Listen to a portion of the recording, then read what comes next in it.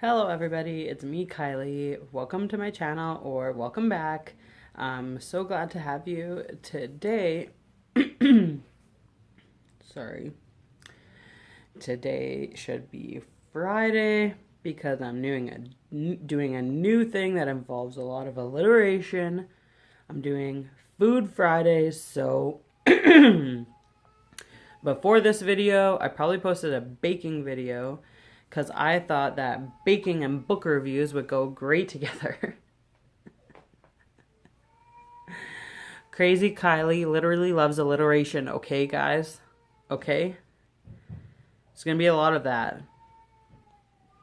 Because on this channel, because I just love it. Nonfiction November's happening. Yeah. Anything with alliteration, I'm just gonna make it happen. So, today's a book review. Today is a double book review. Woohoo! So we have a set of memoirs. We have North of Normal and Nearly Normal by Sia Sunrise Person. All right.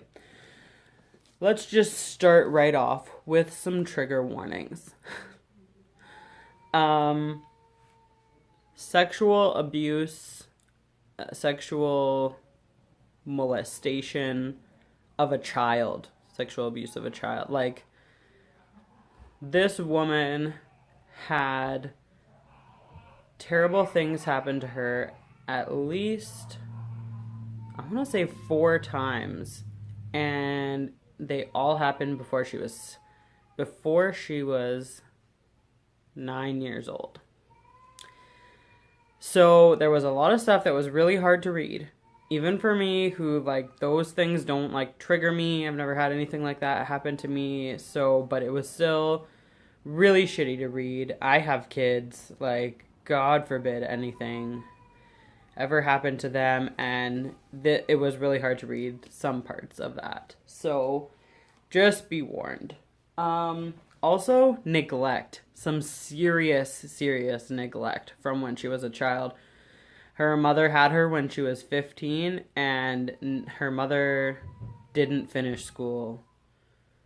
Like, for sure, didn't go to school, like, after she was pregnant, I don't think. So super uneducated and and it's, raising her in the wilderness, so a lot of neglect and not a lot of, like, not really wanting to be a mother kind of thing. So if that sort of thing is gonna bother you, you maybe should stay away from this.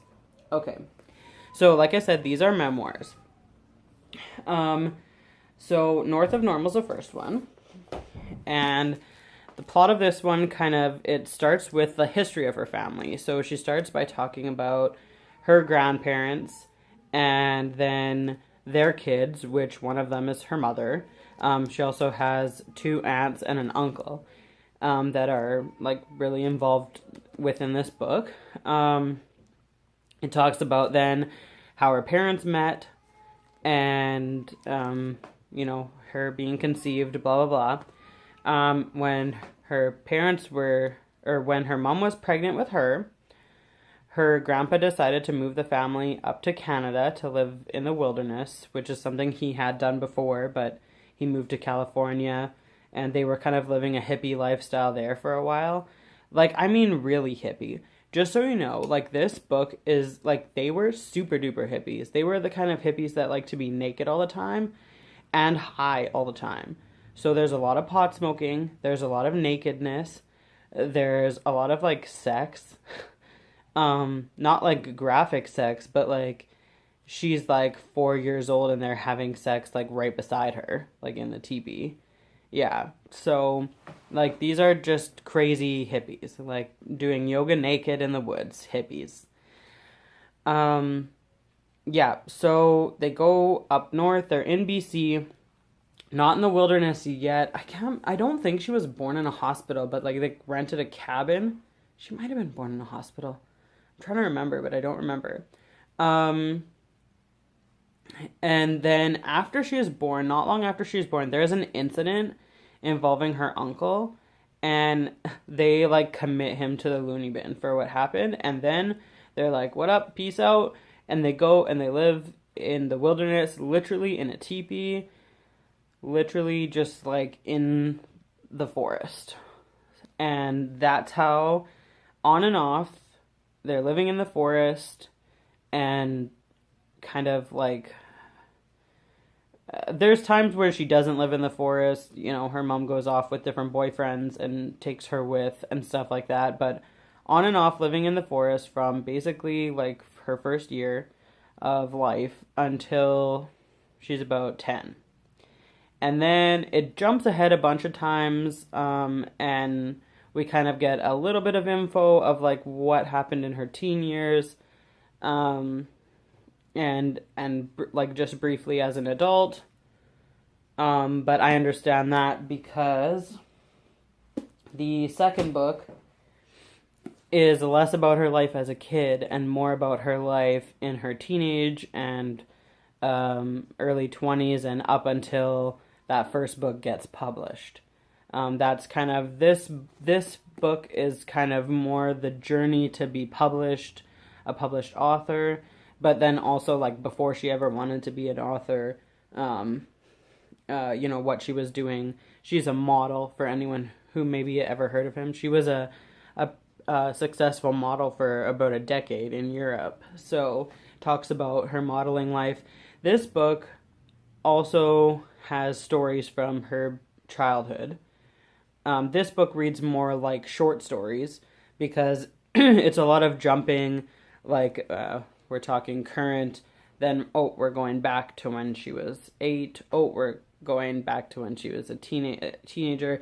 Like it jumps all around in time, so it reads more like short stories. But this book definitely fills in some of the blanks of the other book. In the other book, she left out a couple of more difficult stories about her childhood that she felt like she wasn't ready to share yet, and she shares them in this one. So, yeah, I think that's Journey to be published, blah, blah, blah. Yep, got that. Nailed it. All right, so just a general discussion. I feel like it has to be like a different type of review for a memoir because I feel weird like talking about characters when they're actually real people. So, but okay, so this woman definitely had an unconventional upbringing and a super difficult childhood, and basically I am really amazed that she became a functioning adult at all, like in any way. Her, like basically all of her aunts and uncles, and including her mother, none of them were ever really like high functioning like in society. So it is like, it's honestly, it's amazing. It's amazing that this woman was raised in all of that, and she became like not like 2 different successful careers. Like she was a successful model, first of all, as a freaking teenager, and then also now she's a successful author. So, yeah, props to this chick because she went through some shit. Like, wow. Her motivation for success was 100% her determination to just be normal. Being normal and wanting to be normal was definitely a key theme in North of Normal. Well, I mean, it's in the title of both of the books, but I mean, as a kid, like, she didn't even go to school regularly until she was like 10. So, and all she wanted was to have toys other kids had, and you know, not have to move every 6 months, and just have some stability, and be like any other kid. And so that's definitely a recurring theme in these novels where and when she grows into an adult, she's basically just trying to do what she thinks, you know, like a normal person would be like. Yeah, another major theme is like her mother. So in this book, basically, she's longing for a real mother. She wants to have a close relationship with her mother. She wants her mom to act like a mother. Her mother never really protected her. Lots of things happened to her, and yeah, her mom was never a great mom. You're kind of supposed to protect your kids, and you're supposed to nurture them and whatever. And lots of times, on multiple occasions in this book, her mom actually said to her, like, I can't be your mother right now. To like a 7-year-old, like, who says that to a 7-year-old? Like, if you need a break as a mom, like, okay, but you don't like verbalize it. So her relationship with her mother is definitely a major part of both of these books. When we get to Nearly Normal, we are more trying to come to terms with who her mother was, trying to come to terms with her upbringing in general and get past it. Come to terms with who her mom is and who she'll never be. And basically trying to be okay that her mom's never going to be a normal mom.